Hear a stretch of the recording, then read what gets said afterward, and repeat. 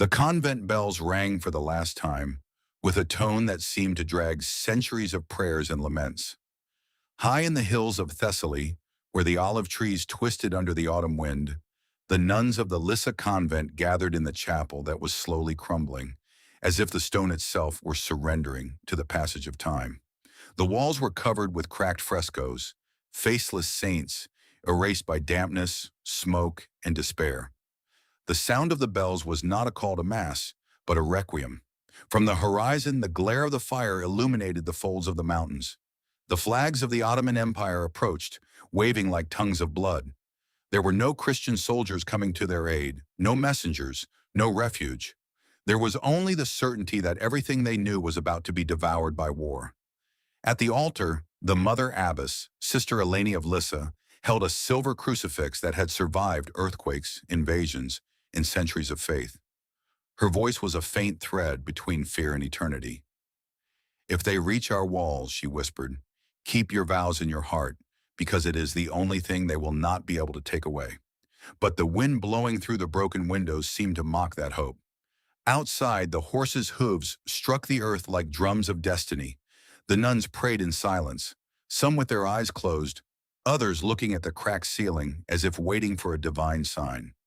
The smell of incense mingled with that of distant smoke. Eleni remembered the days when the convent was a refuge for war orphans, peasants, and pilgrims. Now that same refuge had become a trap.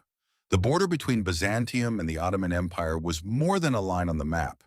It was an open wound between two worlds, where the cross and the crescent fought not only for territories, but for souls. In the ancient records, it was said that the convents of Thessaly guarded not only relics, but secrets. Ancient manuscripts, fragments of saints' bones, chalices that had traveled from Jerusalem. The Ottomans knew that conquering a temple was more than winning a battle. It was silencing a symbol. Every fallen stone of the convent was a victory over the Christian spirit. Sister Eleni understood this. She knew her name would not survive, that chroniclers would write about kings, sultans, and armies, but not about the women who had upheld the faith in the darkness. However, she decided to stay. Not out of heroism, but because fleeing would have meant renouncing the only meaning that still kept that place standing. The sky began to turn red when the first cannon shot echoed in the distance. The windows vibrated, and dust fell from the ceiling like a rain of ash. One of the nuns, the youngest, Sister Magdalena, ran to Eleni with her eyes flooded with tears. "Mother, does God still listen when the world burns?" Eleni looked at her without answering immediately. Then, with a calmness that seemed to come from another time, she caressed her face. "God listens even when he is silent. What is burning is not the world, my daughter. It is our faith being put to the test." The flames on the horizon seemed to draw closer with every minute. Inside the convent, the women began to sing a hymn, not of joy, but of resistance. Every note was a plea, every word a desperate attempt to remain human in the face of the inevitable. The sound mingled with the echo of the wind and the rumble of the cannons until it formed a single melody, that of the end. When the last toll of the bell faded in the valley, Sister Eleni raised the crucifix and placed it on the altar. Not to ask for salvation, but to leave a record that they had believed until the very last second. Outside, the fire advanced. Inside, faith resisted. And between the two, a silence that already belonged to eternity. The first roar arrived with the sunset. The convent doors were blown to pieces when the Ottoman cannons roared from the hill. Fragments of stone flew like burning rain, and smoke invaded the corridors where the smell of incense still lingered. The nuns ran toward the chapel, but there was no possible refuge. The walls that had withstood centuries of faith were now shattering in seconds under the force of iron. The soldiers entered without a word. They were not looking for gold or jewels, but witnesses. Every altar, every cross, every chant was a reminder of a faith that the empire wanted to erase. For the Ottomans, a convent was not sacred ground. It was a declaration of rebellion, proof that the symbol of the cross still dared to defy the power of the crescent.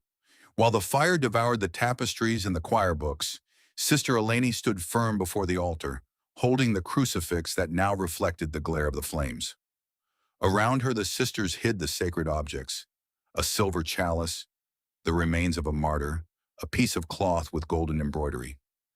They buried them under the floor slabs, as if they wanted to offer time a seed of faith that might one day germinate again. The sky turned dark red. The sound of hooves, the shouts in Arabic, the smell of gunpowder, everything formed a symphony of horror. The soldiers did not shoot arrows at the holy images. They smashed them with the butts of their weapons, as if they wanted to erase not only the faces of the saints, but the very memory of the God they represented. In the midst of the chaos, a voice rose. It was Sister Magdalena, the youngest, who began to sing the Agnus Dei. At first her singing was weak, but one by one the other nuns joined in. The fire roared, swords fell, and yet the hymn spread like a desperate prayer that defied hell itself. Lamb of God, who takes away the sin of the world. The words mingled with the crackling of the fire. Some soldiers stopped, bewildered by that music that seemed unafraid of them. Others responded with mockery, striking the pews and the candelabras. But none of the women screamed. None fled. Eleni knew that this chant was their last defense. Not physical, but spiritual. She had understood something the invaders could not comprehend. The body could be destroyed, but faith could not. In later centuries, Vatican chroniclers would write brief notes about that attack, but almost none would dare to detail what followed. The events were covered with a veil of silence, as if even the church feared to look the face of martyrdom straight in the eye. Those who survived that night recounted that the fire not only consumed the walls, but changed the air itself. The smoke rose with a sweet and bitter smell, and those who breathed it swore they felt a mixture of fear and peace. When dawn arrived, the convent was a pile of ruins. The bells had melted, and Ottoman flags waved over the tower. But among the ashes, the silence became unsettling. The soldiers expected to find laments, but they heard something different. The echo of a song. The voices of the nuns still resonated, soft, almost disembodied, as if they had crossed the border between life and eternity. That morning, Sister Eleni was brought before the Ottoman captain. She was offered clemency in exchange for renouncing her faith. She looked at the smoke-covered sky and replied, "I have already given my life. What else can you take?" The captain, unable to hold her gaze, turned around and ordered her to be taken away. No one wrote how her story ended, but centuries later, the villagers would still say that on windy nights from the ruins of the Lissa convent, a female voice could still be heard praying in the shadows. Night fell over Thessaly like a slab of lead. The ruins of the convent were still burning, illuminating the soot-stained faces of the surviving nuns. They had been gathered in the central courtyard, under the watch of torches and swords. Shadows danced on the blackened walls, and the air smelled of melted wax, blood, and holy smoke. 22 women, barefoot, with their habits in tatters, looked up at the sky darkening with ash. None of them cried. They only breathed together, as if sharing a single heart. In front of them, the Ottoman captain held a parchment with sealed orders. The captives were to be taken before the pasha to be judged. In reality, they all knew what that meant. The soldiers formed a circle. They expected screams, pleas, tears. But when one of the torches fell and the fire illuminated their faces, the nuns began to sing. It was the same hymn they had sung amidst the flames. Agnus Dei, qui tollis peccata mundi, dona nobis pacem. The melody floated over the destruction like an impossible perfume. It was the song of those who no longer fear dying. Some soldiers crossed themselves in silence, remembering their Christian childhood before forced conversion. Others laughed, believing those women had gone mad. But the voices continued, soft, trembling, resolute. Eleni, with her hands tied and the crucifix still hanging from her neck, sang as well. Hers was not a strong voice, but it had the tone of someone who has already accepted eternity. When the captain approached, he offered her one last chance. "Renounce your God, and your sisters will live." She raised her head, and there was no fear in her eyes, only exhaustion, a serenity that ached. "I have already died in him," she replied. "What you see is not my body, but its shadow." The captain did not answer. He turned around and ordered her to be taken away. No one knew what happened next, only that, at dawn, among the smoldering remains of the convent, the melted bells and a blackened cross were found. The metal was still warm. The villagers who approached days later told impossible stories. They said that, as they passed by the ruins, they heard female voices reciting psalms in the wind. Some claimed to have seen lights floating over the rubble, like small flames that did not burn. And on stormy nights, when lightning struck the olive trees, the echo of that chant could be heard again, distant, unbreakable. The story of the Lissa convent spread among the villages like a forbidden whisper.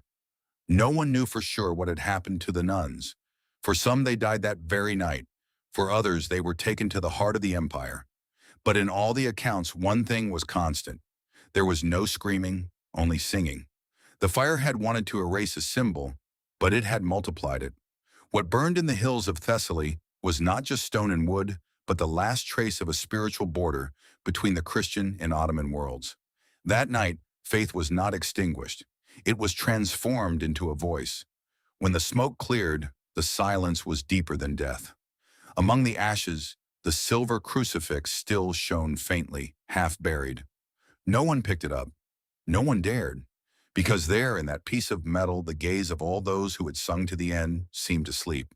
At dawn, the remains of the convent smoldered as if the earth itself were exhaling a sigh of pain. The Ottoman soldiers gathered the 22 surviving nuns and forced them to march south. Tied 2 by 2, with their wrists bloodied by the ropes, they began a journey that few would have endured. They were not prisoners of war. They were trophies, symbols of the defeat of the Christian spirit. The road to the coast was stony and arid. The sun of Thessaly beat down on them mercilessly, and the dust mingled with the sweat and ash of the previous night. The women walked in silence. Every step was a prayer. Some peasants watched from afar, hiding among the olive groves, too afraid to offer water or shelter. They knew that helping a Christian captive was tantamount to a death sentence. The retinue advanced slowly. The guards' horses neighed, and the chains clinked like a metallic litany. One of the nuns fell to the ground. Her body, exhausted by hunger and fear, refused to go on. The soldiers raised the whip, but Sister Magdalena, the youngest, stepped in the way. She did not speak. She only lifted the fallen sister's veil and spread it over the dust so she would not be trampled. It was a gesture as small as it was immense, a last attempt to preserve human dignity in the midst of horror. One of the soldiers, a gray-bearded man, lowered his gaze. For a moment he hesitated. Perhaps he remembered his own mother or a forgotten prayer. But the whip fell anyway. Duty allowed no compassion. On the 7th day of the march, they reached the coast. The port of Volos smelled of salt and despair. The Ottoman ships waited like chained beasts, their sails folded, ready to devour what was left of those women's souls. On the docks, sailors and merchants stepped aside as they saw them pass. No one wanted to look for too long. In the nuns' eyes there were no tears, only a strange gleam, a mixture of pain and defiance. The captain in charge of the transport, Yusuf Aha, kept a meticulous record. He noted cargoes of spices, coins, slaves, and also in a barely visible line, religious prisoners, 22. Years later, that document would be found in the archives of Istanbul, confirming that it was not a legend. The boarding was a humiliating act. The nuns were chained to the benches of the galley, the same place where criminals and slaves had previously rode. The smell of the sea mingled with that of damp wood and despair. When the ship set sail, the Greek coastline began to fade under the mist. None of them ever saw it again. During the first few nights, the sea was calm, almost merciful. But on the 3rd day, a storm caught up with them. The waves lashed the hull as if the sea wanted to swallow the entire ship. The soldiers clung to the masts while freezing water poured over the captives. Magdalena closed her eyes and murmured the psalm she remembered, her voice barely audible over the roar of the wind. Around her, others began to do the same, a broken choir that the sea seemed to listen to. When the storm finally subsided, dawn found them covered in salt, wounds, and silence. The chains had left marks on their wrists, and their lips were cracked from thirst. But none had died. The soldiers looked at them with unease, as if an invisible force were protecting them. The voyage to Constantinople lasted 12 days. 12 days without comfort, without a word, without hope. 12 days in which the women learned to breathe like specters, suspended between heaven and hell. And when the golden walls of the city finally appeared on the horizon, The nuns knew that their martyrdom was not over. It had only just begun. The ship glided slowly through the Bosphorus Strait, and before the exhausted eyes of the nuns rose the city that for centuries had been called the envy of the world, Constantinople. Its golden domes gleamed under the dawn, and the minarets pierced the sky like spears. For the victors, it was the symbol of absolute power. For the prisoners, the announcement of their eternal captivity. Yusuf Ah, the ship's supervisor, noted the arrival with precision. 12 days of travel, full cargo, stable conditions, no loss. He did not mention the muffled chants that the wind carried away during the nights, nor the prayers murmured amidst the crashing of the waves. To him, those women were not souls, but merchandise. The disembarkation was a spectacle. They were chained in groups of 3 and made to walk through the cobblestone streets of the imperial city. Merchants peeked out the doors of their shops. Children ran behind, curious about those dust-covered figures with faces blackened by the sun. Some muttered insults. Others watched them with a strange respect. The nuns did not respond. They walked upright, even though fatigue bent them on the inside. The procession passed through the walls of Blockernai and advanced toward the heart of Ottoman power, the Topkapi Palace. There, under the marble arches and mosaics that gleamed like jewels, the air smelled of amber and iron. The ships of the empire were laden with gold and silks, but also with blood. And in that place where luxury coexisted with brutality, their fate would be sealed. They were led to the Divani Humayun, the imperial council chamber, where the affairs of the world were decided by the voice of the Grand Vizier. The floor was covered with Persian rugs, and banners of conquered kingdoms hung on the walls. In the center, a low golden throne waited. Behind it, the vizier stood motionless, his eyes half closed like a judge who does not need to look to pass sentence. The scribes prepared their quills and inkwells. Every word spoken would be recorded in the archives of the empire. The nuns were ordered to stand, their arms crossed over their chests. Through an interpreter, they were told that the Sultan offered them mercy. Accept Islam, receive a new name, and a life inside the palace. Those who refused would face the discipline of the faith, a phrase that could mean everything and nothing. Imprisonment, disappearance, death. The silence was absolute. The faint crackling of incense and the rustling of chains could be heard. Then one of the eldest, Sister Damaris, stepped forward. Her eyes, sunken in gray, reflected the exhaustion of a lifetime in prayer. She spoke with a trembling but firm voice. My Lord, you may change our names, but you cannot erase the prayers we carry inside. You may silence our voices, but not the word that gave them birth. The interpreter hesitated. Translating those words was almost blasphemy, but he did it.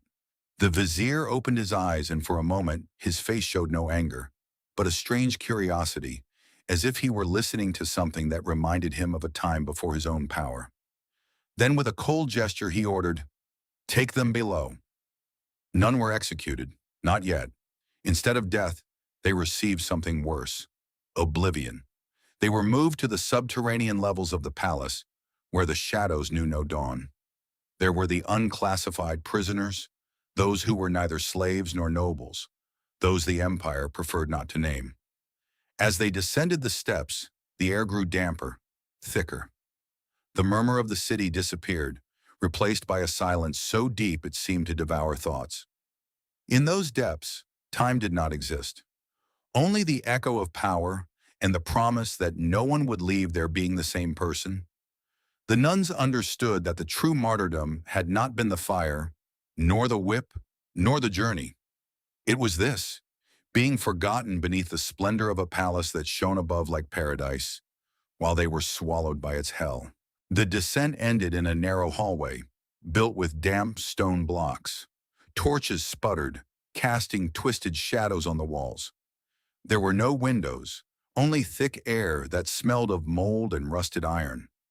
The nuns were divided into groups and locked in small, doorless cells, with only a grate separating them from the corridor. That prison had no name. It was not the hell promised by the books, but it looked far too much like it. The guards stripped them of their habits and replaced them with rough tunics. Crucifixes were confiscated, hands searched, hair cut. A scribe wrote their names in an official registry, But next to each one, he wrote a single word: worthless. In the days that followed, they learned the new rhythm of captivity. At dawn, they were awakened to clean the corridors and polish the brass of the stairs leading up to the Sultan's gardens. They worked in silence, never knowing if it was day or night. This was no ordinary prison. It was an experiment in domination. The nuns were not meant to be tortured, but re-educated. Through monotony, exhaustion, and hunger, the goal was to make them forget who they were. Each day, identical to the last, was an invisible blade chipping away at their identity. But the women of Lissa already knew the discipline of silence. They had taken vows of renunciation, solitude, and obedience. What the Ottomans used as punishment, they transformed into prayer. They washed the floors while reciting psalms in their minds. They polished the brass while imagining the reflection of Christ on the gilded surface. Every task became an act of resistance. Among them, Sister Magdalena, the youngest, began to be a light in the darkness. Though her voice was weak, her faith was stubborn. Every night when silence fell over the hallways, she murmured fragments of the gospel, and the others listened. No one answered, but they all knew that every word was a spark keeping the flame alive. Weeks turned into months. Hands cracked, feet bled, and their skin turned the color of stone. Yet their faith did not break. Sometimes the guards heard murmurs and thought the prisoners were delirious. They did not understand that they were praying. Rumors began to circulate through the upper floors. Servants spoke of foreign women who never spoke, who worked without complaint, who seemed like shadows walking between the walls. Some said they were saints, others that they were possessed, but no one dared to approach them. The vizier, upon hearing these stories, sent an imam to observe them. He wanted to know if they were still praying to their old god. The man descended cautiously, cloaked in a veil of respect and fear. He stopped in front of the cells, watched them for a long time, and finally spoke. "Your silence will not save you. Say his name, and you shall be free." None replied. Only the dripping of water and the scraping of metal could be heard. The imam waited. After a while, he added in a softer voice, "Allah does not desire your suffering. He is merciful." Then from the darkness, a voice rose. It was Sister Damaris. "The true God does not fear pain. He inhabits it." The imam took a step back, unsettled. Those words followed him for days like a dagger in the soul. That very night, the guards received new orders. There would be no punishment, no blood, only silence. And so they continued, invisible beneath the palace gardens, while above them the world spun amidst feasts and crowns. Every day they survived was a secret victory. Every breath was a defiance of the empire. Because power can conquer lands, but it cannot tame a heart that refuses to forget. Winter arrived without warning, and the cold seeped through the cracks in the stones. In the depths of the palace, time became a shapeless shadow. The nuns no longer knew if they had been there for months or years. The hours were not counted by the sun, but by the sound of the muezzin calling to prayer from the minarets. That distant voice, repeated 5 times a day, became their clock. Not out of conversion, but out of defiance. Each call was an invisible chime, marking their resistance. The guards began to notice that the captives were not breaking. None begged, none cried. Even when sick, they maintained an unsettling stillness. Then the empire changed its strategy. Instead of the whip came temptation. They were sent hot food, oil for their lamps, and clean blankets. At first, the women were cautious, but then they understood the purpose. Those gifts were not compassion, they were the slow poison of comfort. An educated imam named Hassan descended to the dungeon every night with a kind voice and a patient gaze. He did not speak of punishments, but of peace. "Your God and ours are the same," he would say, sitting in front of the grate. "You only have to pronounce it in our tongue. You will lose nothing, you will gain rest." The nuns listened in silence. Some lowered their heads, others fixed their eyes on the floor. Hassan became convinced that their silence was weakness. He did not understand that it was prayer. Days passed, and with them, the food was reduced. Then came hunger. The older women began to fall ill. The younger ones took turns supporting them. Sister Magdalena no longer trembled with fear. She had become a figure of calm. One night, when one of the sisters fainted, She knelt beside her and began to recite fragments of the Psalms, broken pieces of words she remembered by heart. "The Lord is my light and my salvation. Though I walk through the valley of the shadow." The others joined in, almost voiceless. There was no melody left, only breaths and murmurs. But in that darkness, it sounded like a multitude. The guards watched from the corridor, uncomfortable. One muttered that those women were bewitched. Another spat on the ground and said they were witches singing to their dead god. But in their eyes there was something more than contempt. There was fear. When persuasion failed, the empire's patience ran out. Then began the discipline of the soul.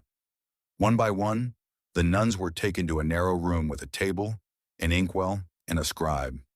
They were asked to repeat a phrase in Turkish that meant, "There is no God but Allah." Those who did were freed within the palace, dressed in silks, fed, and seen as an example of mercy. Two sisters from Corfu, twins, were the first to yield. The others watched them leave, wrapped in bright clothes with vacant stares. They never returned. That night, the silence was thicker than ever. No one spoke, not even to pray. Until Sister Damaris, the same one who had defied the vizier, broke the silence. "Do not fear. The body bends, but the soul has no knees." From then on, none of them ever spoke a word to the guards again. To any question, they answered with silence. And in that silence, there was a strength that the men of the empire did not understand, the power of not yielding. The hunger became unbearable. The youngest ate roots or scraps of bread that the soldiers dropped as they passed. The nights grew colder, but also stranger. Sometimes the guards claimed to hear voices in the hallways, distant chants in a language they did not know. They said the nuns prayed while they slept, and that the stones themselves seemed to repeat their prayers. When Sister Damaris died, she did so smiling. Someone later wrote that her lips were still moving, as if whispering a secret into God's ear. The others buried her beneath the floor of the cell, with a prayer traced in the dust. The next day, the jailers found a symbol carved into the wall, a cross made with fingernails. No one knew who had engraved it. The empire thought it had defeated them, but the silence born of pain became a fortress. They were no longer defeated women. They were praying shadows. Months turned into years, and the empire forgot their names. The women who had arrived in Constantinople in chains were no longer recognizable. Their faces were sunken, their skins scarred by cold and hunger. Yet in their eyes shone something impossible to extinguish, a faith that had learned to breathe in the dark. One night, while cleaning the lower corridors of the palace, Sister Magdalena noticed a different draft of air. In the back wall, behind a pile of loose stones, there was a gap. With wounded hands, she began to clear it. Behind that wall, hidden under layers of dirt and dust, a sealed archway appeared. They did not know where it led, but the discovery ignited a spark of hope. For days they worked in secret. They used pieces of broken pottery as tools, scraping without making a sound. Finally, the wall gave way, and what they discovered left them breathless.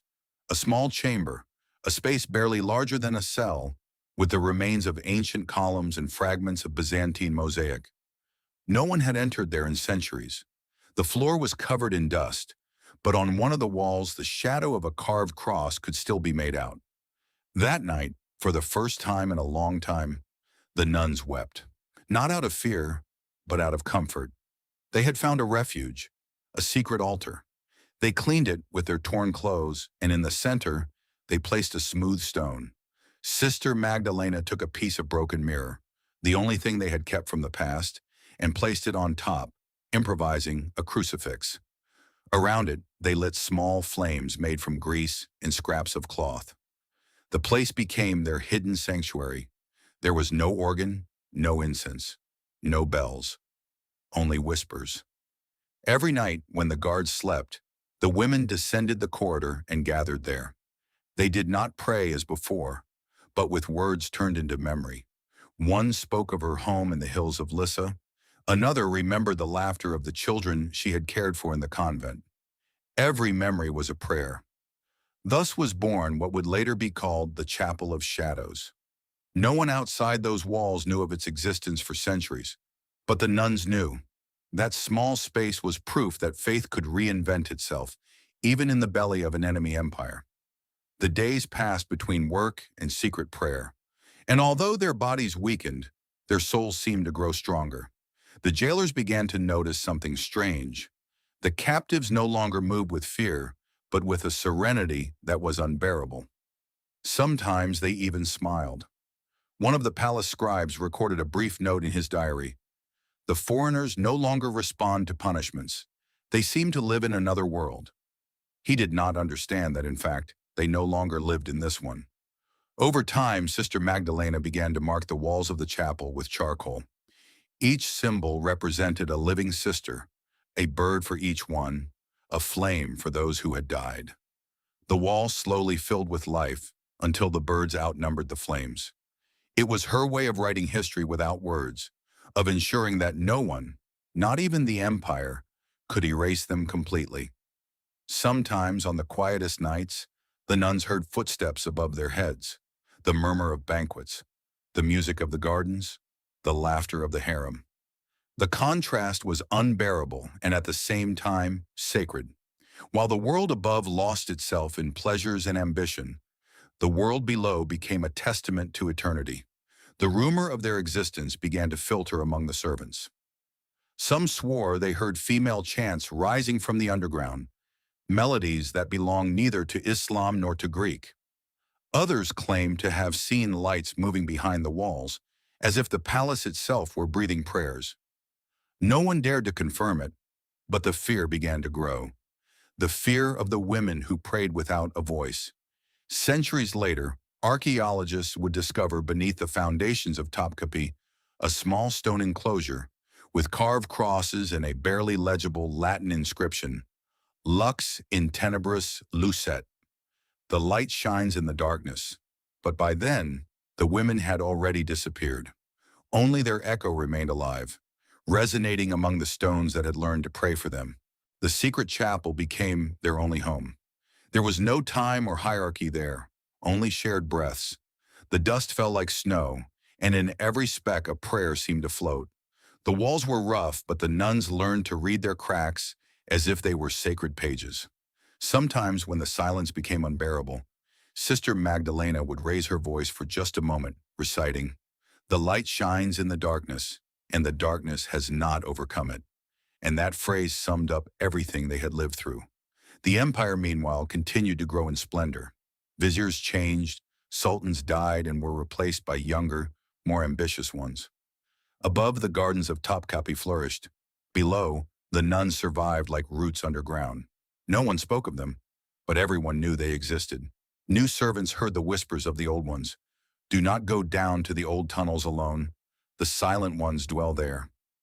As the years passed, their bodies weakened, but their faith transformed into a force that no longer belonged to this world. One after another, they began to disappear. Sometimes the guards would open the cells and find only dust where a woman had been. No deaths were recorded. The scribes would note a brief line, "Useless for service." That was how history erased them. Not with fire, but with omission. Magdalena was the last to hold out. When winter took the second to last sister, she was left alone in the chapel. She knelt by the wall covered in symbols, touching each bird with fingers blackened by charcoal. There among the shadows, she understood that her task was not to escape or survive, but to remember. So with the last piece of charcoal, she wrote a word larger than all the rest. Credo. The air grew thick. Somewhere far away on the marble of the palace, a harem musician played a soft melody. The sound drifted down like a thread of light into the tunnels, and Magdalena smiled. Perhaps beauty could still pierce through hell. They say she died in silence, with her hands crossed and her face turned toward the arch of the sanctuary. A guard found her days later, but he did not dare touch her. He covered her body with a blanket and left without looking back. From then on, no one ever saw the silent ones again. Years passed. The empire changed its face time and time again. Wars, treaties, European intruders arriving in search of treasures. They all walked over the same stones that guarded the history of those women without knowing it. Until in 1712, a French diplomat wrote an unsettling sentence in his diary. At nightfall, the servants speak of nuns singing beneath the floor of Topkapi. There is no proof, but the air, on certain nights, smells of incense.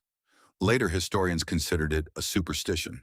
But the smell of incense cannot be invented. Centuries later, archaeologists found the small chamber. The inscriptions were almost erased, the crosses worn away. In one corner, carved with a crude tool, a phrase survived time: Lux in tenebris lucet. The light shines in the darkness. Experts catalog the find as an anonymous Christian chapel, possibly from the 15th century. But those who went down to see it felt something different, a silence too deep, almost alive. Some claim to have heard a faint murmur, like a distant choir. Official history does not preserve their names. They were called the 22 of Lissa, though few believe that so many made it to the end. But in every stone of the palace, in every shadow of the corridor, their echo seems to dwell. They say that on moonless nights, when the wind blows from the Black Sea and the city lights twinkle, a Latin chant can still be heard rising from the ground. Agnus Dei qui tollis peccata mundi. And every note, fragile and immortal, serves as a reminder that neither empires nor oblivion can silence those who turn their faith into eternity. When centuries began to cover the ruins of the empire, the story of the nuns of Lissa was relegated to the dust of the archives. No one wanted to remember what had happened beneath the splendor of Topkapi. The Sultan's chroniclers omitted their names, the scribes crossed out their records, the priests of Rome kept silent. Only fragments remained: a Venetian letter, a murky diary in the archives of Bursa, a whispered testimony from a Greek slave who claimed to have heard women singing in the dark. But history never entirely dies. What power erases, time takes charge of resurrecting. In the late 19th century, a German archaeologist excavating the palace's foundations found a sealed chamber. Inside were remains of pottery, an improvised cross, and marks on the walls. They were not formal inscriptions, but symbols: birds, flames, imperfect crosses. Among them, a word still visible, written in Latin: Credo. No one could fully decipher it, but the Muslim workers refused to continue. They said that when they touched the stone, they heard a murmur. It wasn't the wind, they would say later. It was singing. That was the final proof that the chapel existed, that those women were not ghosts invented by superstition, but souls who had survived their time. Vatican records confirmed, centuries later, the disappearance of 22 nuns from a convent in Thessaly during the Ottoman campaigns of 1478. Nothing more. No records, no relics, no bodies. Only a void in history, a silence so deep that it became a monument. And that was their legacy. Not victory or fame, but silence. A silence that is not empty, but resistance. Because there are silences that scream louder than words, that defy empires, that remain when tongues and crowns rot away. It is said that when the archaeologists left that chamber, one of them, a young Turk, the grandson of an imam, wept without understanding why. He said he had felt an immense peace, a sensation of being watched by something greater than history.